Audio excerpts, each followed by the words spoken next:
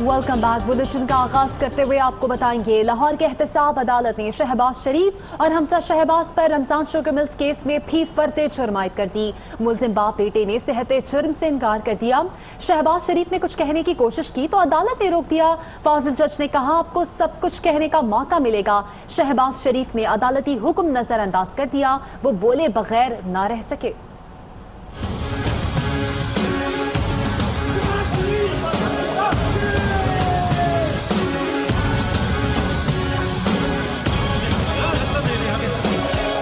शरीफ family के खिलाफ corruption मुकदमात में मजीद पेशरफ। लाहौर की एहतसाब अदालत ने शहबाज शरीफ और हमजा शहबाज पर रमजान शुगर मिल्स केस में फर्द जुर्म आयद कर दी। मुलजिम बाप बेटे ने सेहत जुर्म से इनकार किया, जिस पर अदालत ने गवाह तलब कर लिए। वकील ने कहा रमजान शुगर मिल्स केस में सरकारी खजाने से नाला बनाया गया, यह इख्तियारात से तजावुज का केस है। इस मौके पर शहबाज शरीफ ने कुछ कहने की कोशिश की तो अदालत ने रोक दिया। फाजिल जज ने कहा आपको सब कुछ कहने और सुनाने का मौका दिया जाएगा। कानूनी और तरीकाकार की चीजें हैं जो कानून के मुताबिक होनी चाहिए। शहबाज शरीफ अदालती हुक्म को नजरअंदाज करते हुए बोले बगैर न रह सके। उन्होंने पुराना राग अलापते हुए कहा मैंने 10 साल में हुकूमत के कई सौ अरब रुपए बचाए, क्या मैंने नाले के लिए सरकारी खजाना इस्तेमाल करना था? जिस पर जज ने जवाब दिया अभी आप पर इल्जाम है जिसे साबित होना बाकी है। फर्द जुर्म के बाद अदालती इजाजत से शहबाज शरीफ और हमजा शहबाज रवाना हो गए। नैब ने आमदन से जायद असासा जात केस में आज शहबाज शरीफ को तलब कर लिया है। नैब की मुश्तरका तहकीकाती टीम शहबाज शरीफ की नैब आमद की मुंतज़िर है। इस बारे में जानते हैं, नैब ऑफिस के बाहर मौजूद हैं हमारे नुमाइंदे मजहर इकबाल। मजहर, बताइए डिटेल्स। जी, नैब की एक कंबाइंड इन्वेस्टिगेशन टीम शहबाज शरीफ का इंतज़ार कर रही है। उन्हें गुज़श्ता हफ्ते नोटिस जारी किया गया था और आमदन से ज़ायद असासा जात केस में आज 11 बजे तलब किया गया था, जिसमें यह कहा गया था कि वो अपने तमाम बैंकों की अकाउंट्स की तफसील, गाड़ियों की तफसील और अपने तमाम जो उसमें नोटिस में कहा गया था वो तफसीलात लेकर आज हाज़िर हों। तो यहाँ पर अब तक 11 बजे का टाइम था, 1 घंटे से ज़ायद का वक्त गुजर गया है, लेकिन शहबाज शरीफ अभी तक यहाँ नैब ऑफिस पेश नहीं आए। जब यहाँ सुबह 10 बजे के करीब पुलिस की भारी नफरी तैनात थी, लेकिन उसके बाद जब उनका अभी तक कोई आमद की कोई इतला भी नहीं है, तो लिहाजा पुलिस भी मेन सड़क से पीछे हट गई है और सिर्फ इस वक्त मीडिया उनका मुंतज़िर है। यहाँ कोई कारकुन नहीं है। तो शहबाज शरीफ को आज तलब किया गया है कि वो मजहर आप ये बता रहे हैं कि 1 घंटा गुजर चुका है लेकिन शहबाज शरीफ पेश नहीं हुए हैं। बहुत शुक्रिया, आपने आगाह किया। शहबाज शरीफ फैमिली के फ्रंट मैन मुश्ताक उर्फ चीनी से मुतालिक समात और मुश्ताक उर्फ चीनी 14 रोज़ा जिस्मानी रिमांड पर नैब के हवाले कर दिए गए। इसी पर बात करते हैं, आबिद खान हमारे साथ मौजूद हैं। आबिद, बताइएगा समात का अहवाल। जी बिल्कुल, लाहौर की एहतसाब अदालत के जवादुल हसन ने जो है वो आमदन से ज्यादा असासे केस में जो मियां शहबाज शरीफ हमजा शहबाज के खिलाफ बनाया गया था उस पर जो है उनके फ्रंट मैन और अहम किरदार मुश्ताक चीनी को 14 रोज़ा जिस्मानी रिमांड पर नैब के हवाले कर दिया। ये हुक्म दिया कि मुश्ताक चीनी को जिस्मानी रिमांड मुकम्मल होने के बाद 23 अप्रैल को अदालत में दोबारा पेश किया जाए। आज नैब की जानिब से अदालत को ये बताया गया कि मुश्ताक चीनी का जो है मनी लॉन्ड्रिंग और आमदन से ज्यादा असासे केस में अहम किरदार है। इन्होंने 50 करोड़ रुपए से ज्यादा रकम जो है वो सलमान शहबाज के अकाउंट में मुंतकिल की। उनका ये भी कहना था कि इस हवाले से तहकीकात करना बाकी है, इसलिए अदालत जो है मुश्ताक चीनी का 15 रोज़ा जिस्मानी रिमांड दे। अदालत ने नैब की सदा पर जो है मुश्ताक चीनी को 14 रोज़ा जिस्मानी रिमांड पर जो है नैब के हवाले कर दिया। मैं बताता चलूं कि मुश्ताक चीनी को गुज़श्ता रोज जो है वो एयरपोर्ट से दुबई फरार होते हुए गिरफ्तार किया गया था और आज एहतसाब अदालत में पेश किया गया। जी बहुत शुक्रिया आपका आबिद।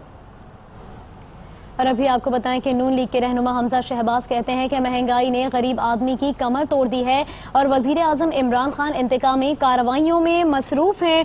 उन्होंने कहा कि ऐसी कार्रवाइयों से हमें डराया नहीं जा सकता।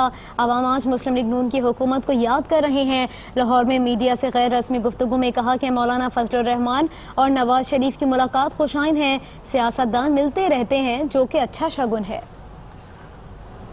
नवाज शरीफ से मुलाकात हो गई, मौलाना फजलुर रहमान अब आसिफ अली जरदारी से मुलाकात करेंगे। क्या मौलाना साहब आसिफ अली जरदारी और नवाज शरीफ में पैगाम रसानी का काम कर रहे हैं? सवाल उठ गए। नवाज शरीफ से मुलाकात के बाद मीडिया से गुफ्तगू में मौलाना फजलुर रहमान ने इमरान खान पर तनकीद की और नैब को भी आड़े हाथों लिया।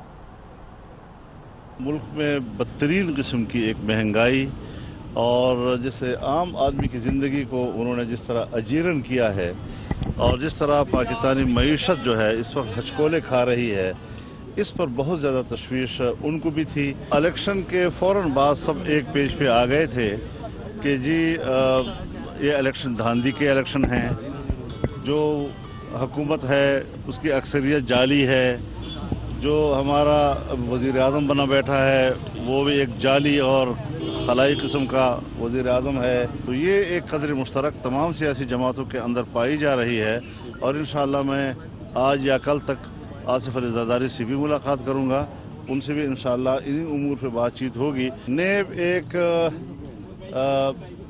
इंतकामी इदारा है और जिसको इस्तेमाल किया जा रहा है बुरे तरीके से।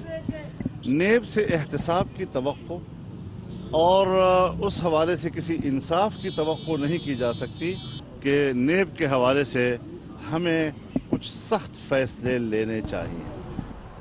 वफाकी वलाद फवाद चौधरी की मौलाना फजलुर रहमान की नवाज शरीफ से मुलाकात पर तनकीद। ट्वीट में कहा कि सुप्रीम कोर्ट से हमेशा की तरह झूठ बोला गया है। बताया गया जमानत ना मिली तो नवाज शरीफ की जान को खतरा है। अब एम्बुलेंस के बजाय मौलाना फजलुर रहमान वहां पहुंचे हैं। फजलुर रहमान मियां साहब को सियासी ऑक्सीजन दे रहे हैं। अदालतों को इसका नोटिस लेना चाहिए। वफाकी वजीर इत्तलात फवाद चौधरी की नवाज शरीफ और आसिफ अली जरदारी पर भी कड़ी तनकीद। ट्वीट में कहा कि हुदैबिया फ्रॉड मॉडल दोनों हुक्मरान खानदानों ने बार बार इस्तेमाल किया। पैसा हवाला हुंडी से बाहर भेजा गया और घुमाया गया। जाली अकाउंट्स, जाली लोग इस्तेमाल हुए। नवाज, शहबाज, जरदारी मरकजी किरदार हैं। साइड रोल वाले दर्जनों हैं। कहा 1947 से 2008 तक पाकिस्तान का कुल बैरूनी कर्जा 37 अरब डॉलर था। ट्वीट में कहा कि बैरूनी कर्जे से इस्लामाबाद, तरबेला डैम, मंगला डैम और नेवल बेस बनाए गए। फौज को जदीद हथियारों से लेस किया गया। गवादर बना, मोटरवे बनी। 2008 से 2018 तक बैरूनी कर्ज 97 अरब डॉलर तक पहुंचा। 10 साल में 60 अरब डॉलर कर्ज का इजाफा हुआ। सवाल यह है कि पैसा कहां गया? पैसा दो खानदानों ने आपस में तकसीम किया। साबिक वफाकी वजीर ख्वाजा आसिफ की नैब रावलपिंडी में पेशी। सहाफियों के सवालों पर मोहतात रवैया इख्तियार किए रखा। कहा कोई तबसरा नहीं करूंगा, जो कहना है अंदर जाकर कहूंगा। की जो कार्रवाई है उस पर क्या कहेंगे? ये तो अंदर जाके पता लगेगा। मैं कुछ पेशेंट को इतनी कर सकता। केस इस सिस्टम का है ना, अल्लाह खैर करेगा। तो सर आप तैयार हैं नैब के सवालात के जवाब देने के लिए? नैब की ओवरऑल परफॉर्मेंस है, आप ख्वाजा साहब क्या कहेंगे? सिर्फ अपोजिशन को निशाना बनाया जा रहा है। ये मैं कोई कमेंट नहीं करने आया यहाँ पे। मैं अंदर जाके कमेंट करूंगा। सर सुने शहबाज शरीफ साहब ने एक और केस बनाया जा रहा है। पता नहीं, ये आपको बता। आसिफ जरदारी और शरीफ खानदान की मनी लॉन्ड्रिंग का एक और बाब खुल गया। दुबई की कंपनी बर्लॉस आसिफ अली जरदारी शरीफ खानदान की आलाकार निकली। ARY न्यूज़ के प्रोग्राम पावर प्ले में इंकशाफ। मनी लॉन्ड्रिंग में मुश्ताक उर्फ चीनी, टेलीग्राफिक ट्रांसफार्मर, बर्लॉस ट्रेडिंग का गठजोड़ सामने आ गया।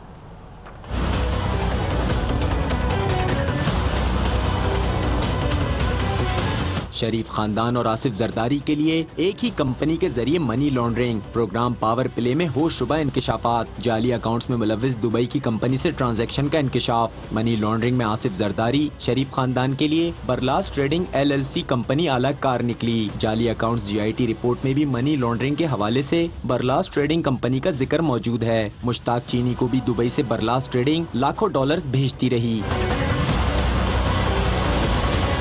नैब जराये के मुताबिक मुल्जिम सलमान शहबाज के अकाउंट में 50 करोड़ की रकम मुंतकिल की गई। 2003 में सलमान शहबाज ने अपनी दौलत 20,000 रुपए जाहिर की, जिसके बाद से अब तक सलमान शहबाज की दौलत 3 अरब हो गई। दौलत में इजाफा टेलीग्राफिक ट्रांसफर के जरिए हुआ। 2007 से 2014 तक सलमान शहबाज के अकाउंट में TT के जरिए बराह रास्त तकरीबन 1 अरब 25 करोड़ रुपए आए। 2014 से 2018 तक 1.25 अरब रुपए फ्रंटमैनों के जरिए वसूल किए।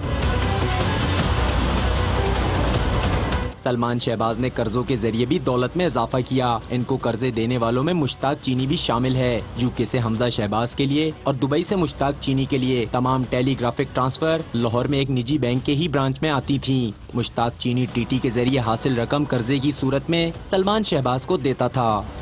शेख रशीद ने इंकशाफ किया है कि शहबाज शरीफ को NRO मांगते सुना है। उन्होंने कहा शरीफ और जरदारी खानदान ने मुल्क लूटा और अब मुल्क से फरार होना चाहते हैं। जरदारी का फालूदे वाला और शहबाज शरीफ का हथौड़े वाला एक ही निकले। 2 से 3 माह में चोर जेल चले जाएंगे।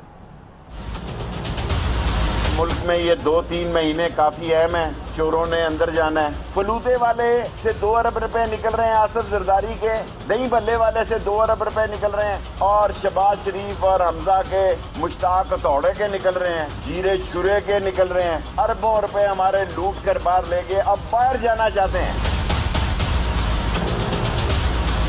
लीडर वो होता है जो अवाम के साथ जीता है और अवाम के साथ मरता है और अवाम में रहता है। वो गीदड़ होता है जो दौलत लूटता है। मैंने शहबाज शरीफ को ग्रीन सिग्नल मांगते हुए देखा था, मैंने उसे एनआरओ मांगते सुना था, और किसी को नहीं सुना। शहबाज शरीफ का केस बड़ा सीरियस है, हमजे का केस बड़ा सीरियस है, सुलेमान का केस सीरियस है। शहबाज शरीफ का दौड़े वाला और आसिफ जरदारी का फलूदे वाला दोनों अंदर से एक निकले हैं।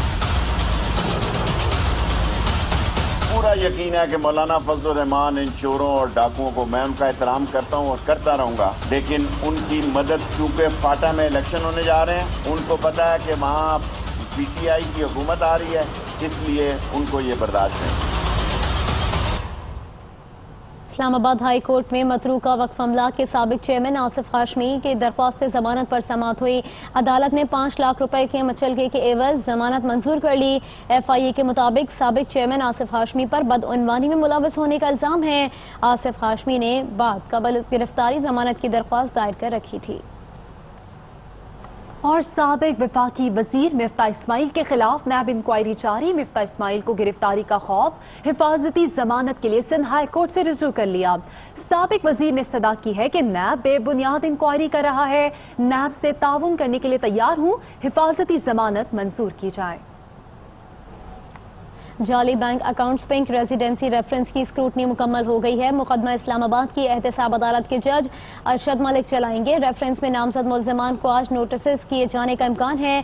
रेफरेंस में आसिफ जरदारी के करीबी साथी सेक्रेटरी लैंड सिंध आफ्ताब मेमन और ओमिक ग्रुप के अब्दुल गनी मजीद समेत दीगर मुल्ज़िमान नामजद हैं। मुल्ज़िमान पर गुलिस्तान जौहर कराची में 2 प्लॉट्स गैर कानूनी तौर पर रेगुलराइज कराने का इल्ज़ाम है। दोनों प्लॉट्स की कीमत जाली अकाउंट से अदा की गई। सुप्रीम कोर्ट में दौरान समात लाहौर हाई कोर्ट में शोर शराबे का जिक्र। जस्टिस अजमत सईद ने पेट्रोल पंप लीज केस में वकील से कहा, ये लाहौर हाई कोर्ट नहीं जहां शोर मचाकर फैसला ले लो। कमरा अदालत में वकील अपनी आवाज धीमी रखा करें। जस्टिस एजाजुल अहसन ने रिमार्क्स दिए, सरकारी असासों को बेरहम अंदाज में बांटा गया।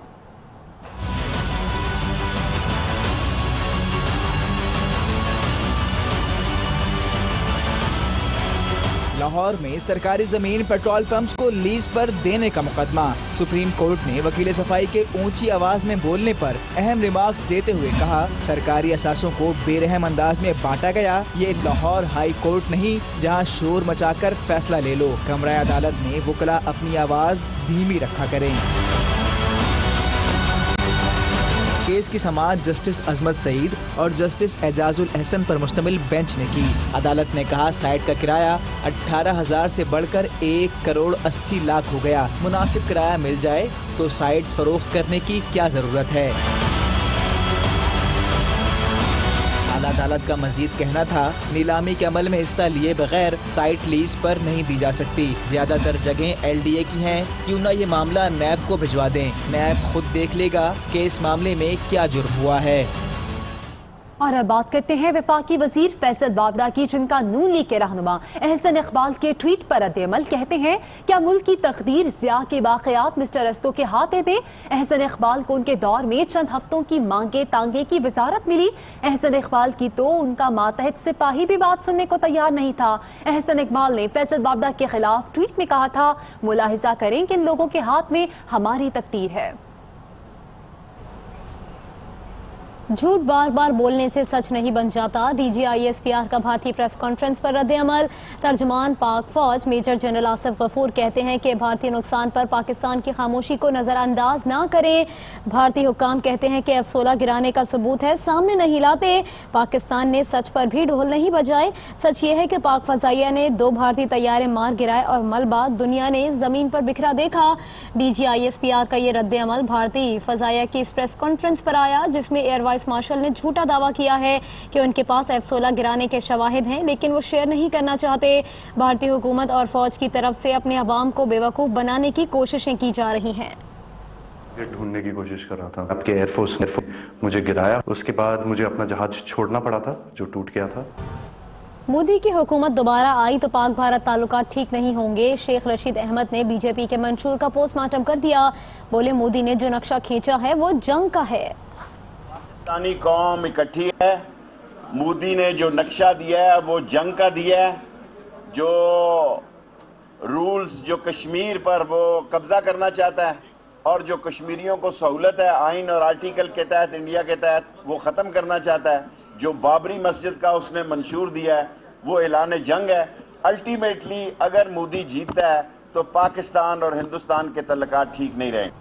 वज़ीर आज़म इमरान की भारतीय और इसराइली क़यादत पर तनकीद। ट्वीट में कहा, जब भारत और इसराइल में रहनुमा महज वोटों के लिए इखलाकी दिवालियापन में कश्मीर और मगरबी पट्टी पर आलमी क़वानीन सलामती कौंसिल की करारदादों और अपने आइन के बरक्स कब्जा जमाए रखने का नारा लगाते हैं तो क्या आवाम को गुस्सा नहीं आता और वो उनसे पूछते नहीं कि इंतखाब जीतने के लिए आखिर किस हद तक जाओगे।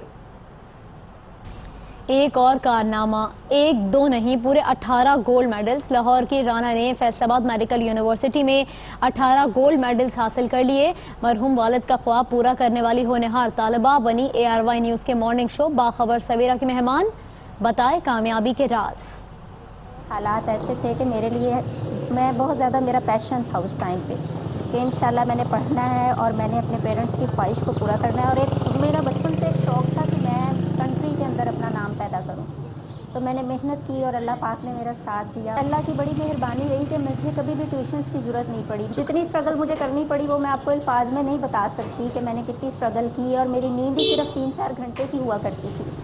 साहिवाल के कनान पार्क में बर्ड एंड पेट शो का इनेकाद किया गया, जिसमें मुख्तलिफ इक़साम के परिंदे और पालतू जानवर शहरियों की तवज्जो का मरकज़ बने रहे।